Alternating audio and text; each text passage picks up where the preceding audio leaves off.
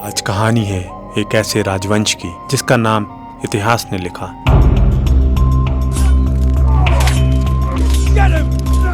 लेकिन समय ने धीरे धीरे धुंधला कर दिया। शायद आपने सुना हो या शायद नहीं। आज कहानी है अहोम से भी आगे निकल जाने वाली एक यात्रा की, एक ऐसी विरासत की जिसे रविन्द्रनाथ टैगोर ने भी मन से सराहा था। आज कहानी है महाराजा वीर विक्रम की। आज कहानी है उस कला और वास्तुकला की जो पत्थरों में सांस लेती है, और उस दर्द की जिसने एक समृद्ध राजवंश के एक हिस्से को इतिहास के बंटवारे में छोड़ दिया।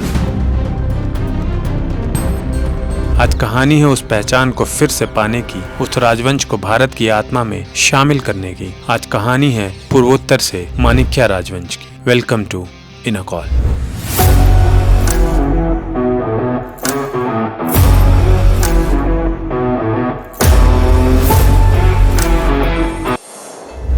माणिक्य वंश का इतिहास राजमाला पर टिका है, जो त्रिपुरा शाही का इतिहास है। इसे 15वीं सदी की शुरुआत करीब 1431 से 1462 में धर्म माणिक्य प्रथम ने शुरू करवाया था। यह सिर्फ नामों की लिस्ट नहीं, बल्कि यह दिखाने का तरीका था कि उनका राज कितना पक्का और असली है। इसे बंगाली कविता के रूप में शाही पुजारी चंताई दुर्लभेंद्र और ब्राह्मण विद्वान बानेश्वर और शुक्रेश्वर ने लिखा था। राजमाला के अलग अलग खंडों, जिसे लाहर कहा जाता था, में बांटा गया है, जिसे बाद के राजा अपडेट करते रहते थे ताकि कहानी टूटे नहीं। ये इस इलाके में बंगाली लेखन का सबसे पुराना नमूना है, जो दिखाता है कि भले राजा आदिवासी मूल के थे, लेकिन उनका झुकाव थोड़ा बंगाली संस्कृति की तरफ भी था। राजमाला कितनी सच है, इस पर विद्वानों में बहस होती है। जहां 19वीं सदी में जेम्स लॉन्ग जैसे लोगों ने माना कि यह पहाड़ी लोगों के रीति रिवाजों को समझने के लिए जरूरी है, वहीं आज के इतिहासकार इसे शुरुआती पौराणिक हिस्सों, जो महाभारत के चंद्रवंश से जुड़ाव का दावा करते हैं, और बाद के ऐतिहासिक हिस्सों, जो सिक्कों और सबूतों पर आधारित है, में फर्क करते हैं।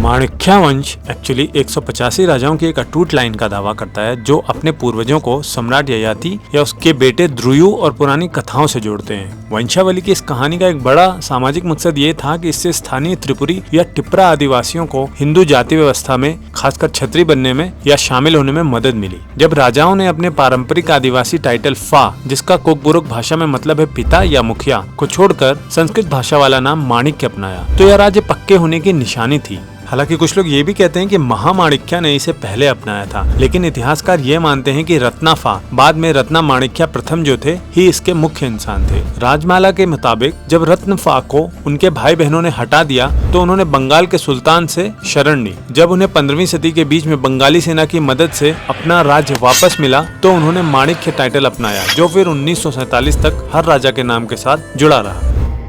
त्रिपुरा नाम कहां से आया, इस पर भी अलग अलग राय है। संस्कृत विद्वान इसे राजा त्रिपुर या देवी त्रिपुरा सिंदूरी से जोड़ते हैं, लेकिन भाषा के जानकार इसे बोडो कचारी मूल का शब्द मानते हैं। कोकबोरोक शब्द द्वि पानी और प्रा नजदीक का मतलब है, पानी के पास वाली जमीन, जो सही भी लगती है क्योंकि यह राज्य ऐतिहासिक रूप से मेघना और सुरमा नदी के मैदानी इलाकों तक फैला था। यह दोहरे नाम की कहानी राज्य की दोहरी पहचान जैसी है, पहाड़ों में एक आदिवासी पहचान और मैदानों में खेती बाड़ी वाली संस्कृत निष्ठ संस्कृति।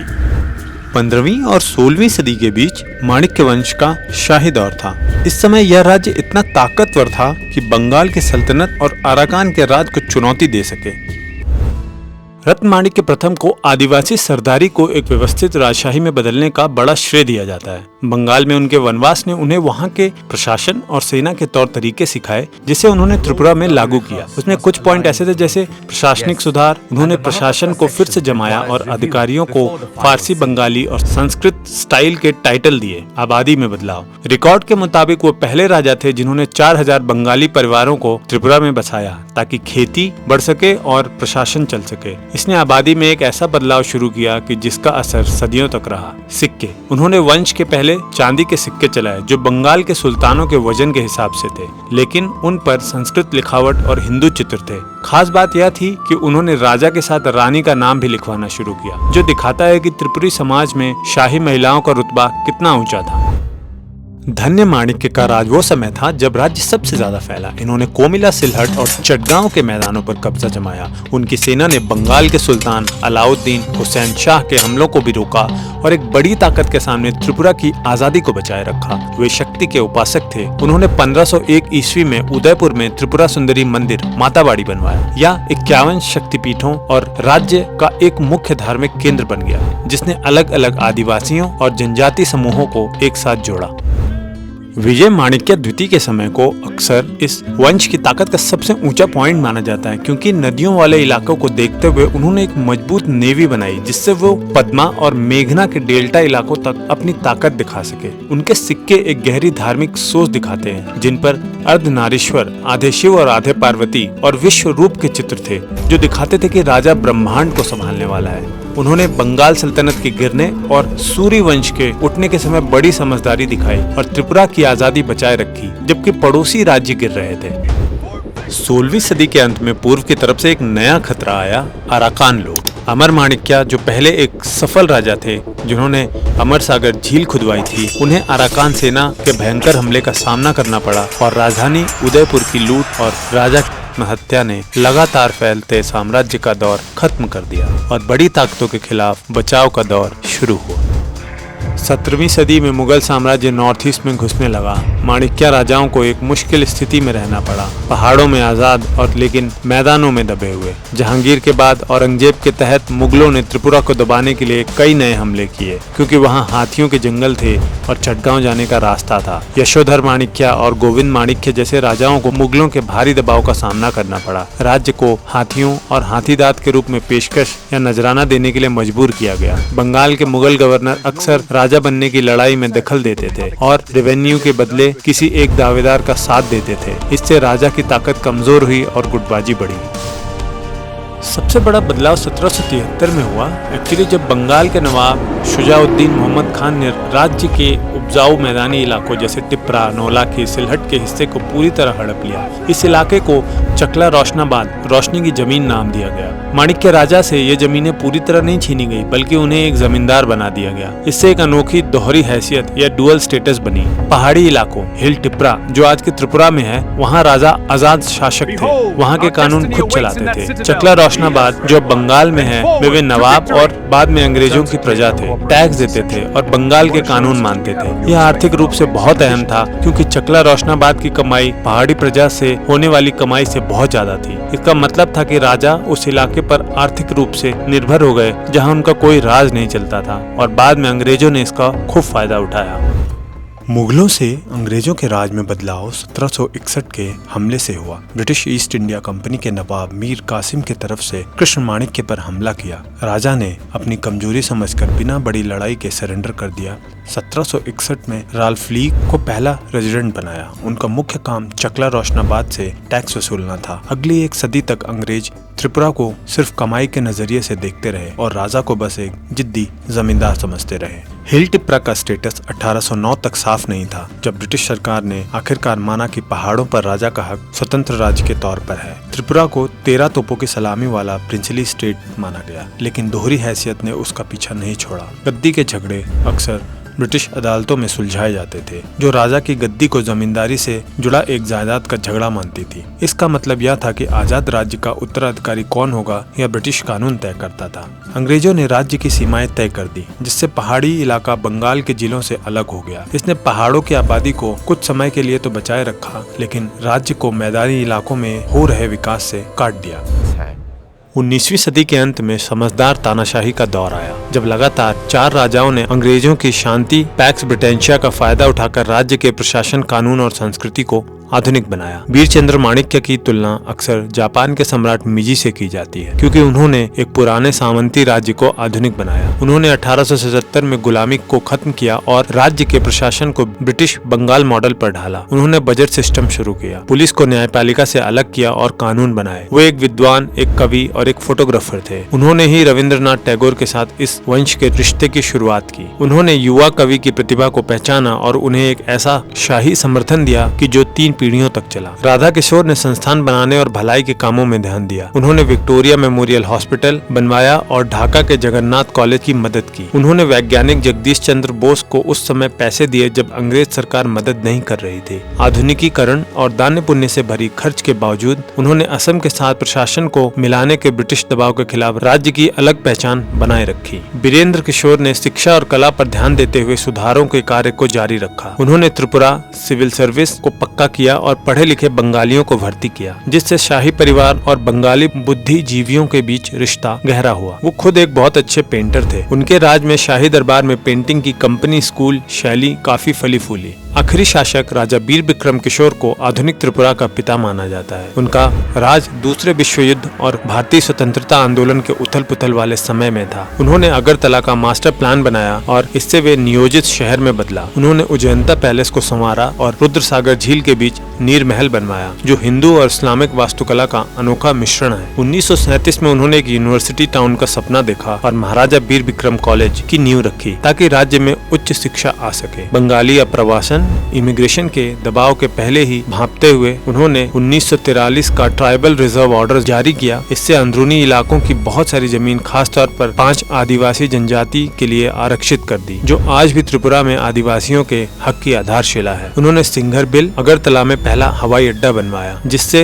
राज्य दुनिया से जुड़ सका। यह दूसरे विश्व युद्ध और बाद में बंटवारे के संकट के समय बहुत काम आया। माणिक्य वंश और रविंद्रनाथ टैगोर के बीच का रिश्ता भारतीय रियासतों के इतिहास में सबसे अलग है। यह सिर्फ पैसे देने और लेने का रिश्ता नहीं था, बल्कि 60 से ज्यादा सालों तक चलने वाला यह एक गहरा बौद्धिक और भावनात्मक बंधन था। टैगोर 7 बार अगरतला आए और शाही परिवार का इतिहास उनके कुछ सबसे महत्वपूर्ण कार्यों का आधार बना। उपन्यास, राजश्री और नाटक विसर्जन गोविंद माणिक्य के जीवन पर आधारित है। विसर्जन का मुख्य संघर्ष दयालु राजा गोविंद, जो बलि देने पर रोक लगाते हैं, और कट्टर पुजारी रघुपति के बीच त्रिपुरा दरबार में वैष्णव और शाक्त मतों के बीच के एक ऐतिहासिक तनाव को दिखाता है। टैगोर ने अगरतला और शिलांग, जहां राजाओं का ग्रीष्मकालीन घर था, में रहने के दौरान कई गाने लिखे। त्रिपुरा की शांत प्रकृति ने उनकी कविताओं को प्रेरित किया। शांति निकेतन में टैगोर के शिक्षा के प्रयोग को पैसा देने वाले माणिक्य राजा सबसे पहले और भरोसेमंद थे। वीरचंद्र से लेकर वीर विक्रम तक वंश ने विश्व भारती यूनिवर्सिटी को सालाना अनुदान दिया।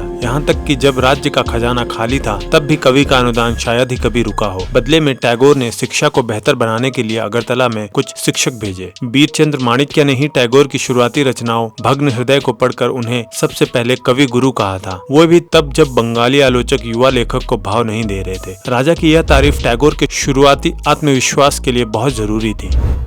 माणिक्य राजाओं ने मंदिर बनाने की एक अलग शैली विकसित की, जिसे त्रिबेक शैली कहा जाता है। यह 3 अलग अलग परंपराओं का एक शानदार मिश्रण है। मंदिरों के ऊपर वाली गोल संरचनाएं, ऊंचाई और शिखर का कॉन्सेप्ट जैसे हिंदू नागर, सबसे गहरा प्रभाव जैसे 2 चाला या 4 चाला, घुमावदार बंगाली झोपड़ी वाली छतें और गुम्बद। स्तूप शीर्ष 4 चाला एक अनोखी हाइब्रिड है, जहाँ 4 चाला छत के ऊपर स्तूप जैसे हिस्से हैं। अंदर खम्बों की जगह मोटी दीवारें और मेहराबों का इस्तेमाल होता है, जो सल्तनत वास्तुकला से लिया गया था। 1501 में बना उदयपुर का त्रिपुरा सुंदरी मंदिर, जो कछुए की पीठ या कुर्मा पृष्ठा जैसी नींव पर बना है। इसके अलावा भुवनेश्वरी मंदिर और गुनावाती समूह के मंदिर भी इसके अच्छे उदाहरण हैं। माणिक्य वंश के सिक्के 15वीं से 20वीं सदी तक का पक्का रिकॉर्ड देते हैं। सिक्के चांदी के थे, उनका वजन 10.6 ग्राम के बराबर था, ताकि मैदानों के साथ व्यापार आसानी से हो। लिपि बंगाली थी, लेकिन भाषा पूरी तरह संस्कृत थी, जो दिखाती है कि वंश खुद को आर्य परंपरा से जोड़ता था। माणिक्य सिक्कों की एक बड़ी खासियत यह है कि राजा के साथ रानी का नाम, जैसे श्रीमती लक्ष्मी महादेवी, लिखा होता था। भारतीय सिक्कों में यह बहुत कम देखने को मिलता है, जहाँ यह शाही शादियों और रानी के ऊंचे दर्जे को दिखाता है। शेर, दुर्गा की सवारी और त्रिशूल आम चित्र थे, लेकिन वैष्णव दौर में अर्धनारीश्वर और बांसुरी बजाते कृष्ण जैसे नए डिजाइन भी आए।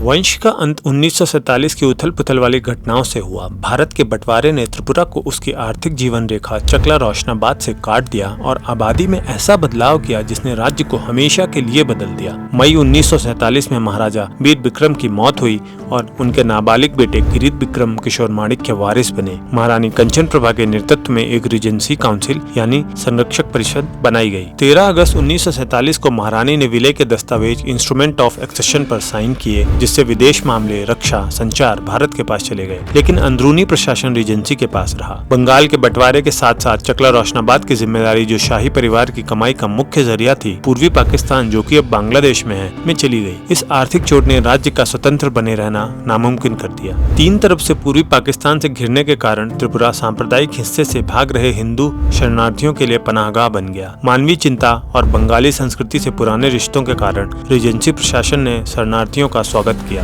जनसंख्यकीय बदलाव बहुत तेजी और पूरा थे। 1941 में आदिवासी आबादी 53.16 थी, यानी बहुमत में। 1951 में यह गिरकर 37.23 हो गई और 1961 में यह और गिरकर 31.50 हो गई। इसके उलट गैर आदिवासी ज्यादातर बंगाली आबादी 2 दशकों में 46 से बढ़कर लगभग 70% हो गई, जिससे 1980 के दशक में टीएनवी जैसे समूहों के तहत जाति विद्रोह की नींव पड़ी। शासन के डहने अंदरूनी साजिशों और शरणार्थियों के भारी बोझ को देखते हुए महारानी कंचन प्रभा देवी ने अंतिम विलय के लिए बातचीत की। 9 सितंबर 1949 को नई दिल्ली में साइन किया गया। रेजेंट ने पूरी विशेष शक्ति भारत सरकार को सौंप दी। 15 अक्टूबर 1949 को त्रिपुरा आधिकारिक तौर पर भारतीय संघ का सी श्रेणी यानी पार्ट सी स्टेट बन गया। माणिक्य वंश का राजनीतिक राज औपचारिक रूप से खत्म हो गया, हालांकि निजी विशेषाधिकार और टाइटल 1971 तक, जब प्रिवी पर्स खत्म हुआ, तक बने रहे। माणिक्य राजवंश पूर्वोत्तर भारत के इतिहास में एक बहुत बड़ी संस्था के रूप में खड़ा है। 500 सालों तक इन्होंने अपनी आदिवासी पहचान को बचाने और बंगाली मैदानों की आधुनिक राजनीति और संस्कृति को अपनाने के बीच का संतुलन बड़ी कामयाबी से बनाए रखा। इस वंश की विरासत के कई पहलू हैं। इसमें मुगलों जैसी बड़ी ताकत के सामने अपनी आजादी बचाना, त्रिभुज जैसी अनोखी वास्तुकला शैली बनाना और एक ऐसा खुला सभ्य दरबार चलाना शामिल है जिसने रविंद्रनाथ टैगोर जैसी प्रतिभा को निखारा। लेकिन इस वंश का इतिहास भू राजनीतिक की एक त्रासदी भी है। बंगाल के साथ इनके जुड़ाव की कामयाबी ही, चाहे वो चकला रोशनाबाद की जमींदारी हो या बंगाली प्रवासियों का स्वागत, अंत में मूल निवासियों के लिए भारी पड़ गई और वो अपनी ही जमीन में अल्पसंख्यक हो गए। 1949 में माणिक्य साम्राज्य का त्रिपुरा राज्य बनना सिर्फ सत्ता का बदलना नहीं था, बल्कि उस इलाके की आबादी और पहचान का पूरी तरह बदल जाना था। आज उजयंता पैलेस और राजमाला उस शाही घराने के मूक गवाह हैं जिसने इस सरहदी इलाके की किस्मत लिखी और पहाड़ों और मैदानों की दुनिया को जोड़ा। Thank you.